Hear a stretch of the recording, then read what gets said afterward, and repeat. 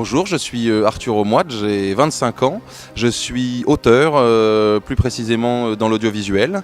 Je vis maintenant sur Lille, mais je suis originaire de Paris. Je suis donc malvoyant, j'ai une maladie dégénérative à la rétine, qui est quelque chose de génétique, que j'ai toujours porté, mais qui s'est déclenché quand j'avais à peu près 14 ans, donc maintenant une dizaine d'années à peu près. Donc Loya, c'est mon chien guide, un berger allemand de 3 ans. Elle a été éduquée à l'école des chiens guides de Paris et ils l'ont spécialement formée pour guider les personnes déficientes visuelles. Donc concrètement, elle est capable de me trouver un passage clouté, de me guider dans la rue pour éviter les obstacles, un poteau, une poubelle, trouver aussi un bus. Concrètement, en un mot, c'est mes yeux, ce chien. Il m'accompagne partout, il me promène en sécurité.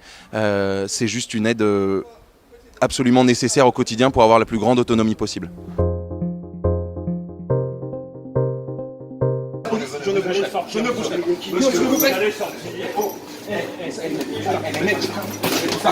arrêtez de me pousser, monsieur. Je suis dans mon bon droit. Non, monsieur. Ne me sortez pas de là, monsieur. Vous êtes monsieur.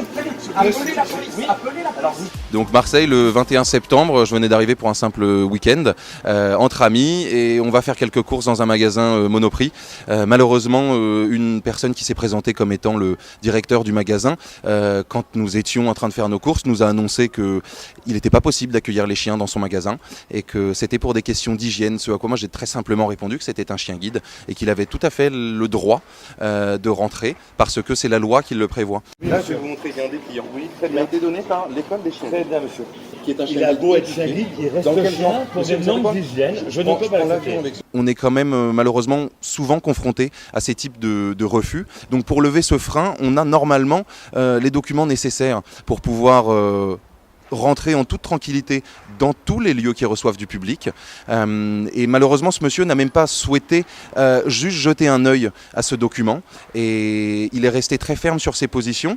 Quand il a vu que moi aussi je restais ferme sur mes positions parce que je savais que j'étais dans mon bon droit, il a appelé un vigile, a d'abord essayé de me sortir en me prenant par les bras, en me repoussant jusqu'à la sortie.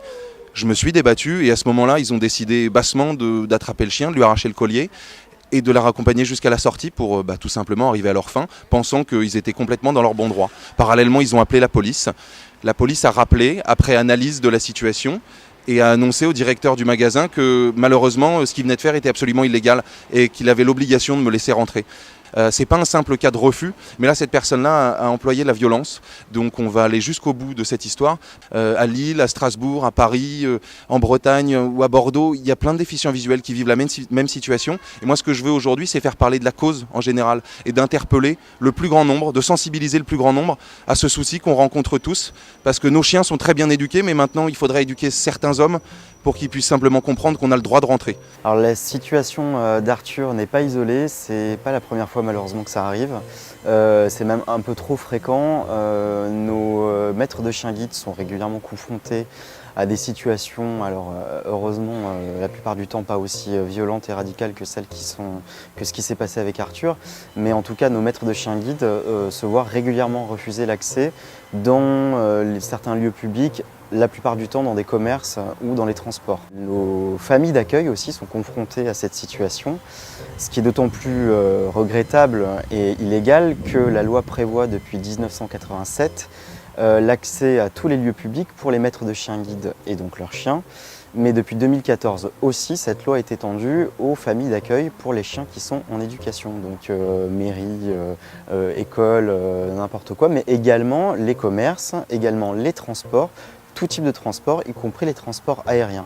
La situation d'Arthur, elle est en dehors de la loi.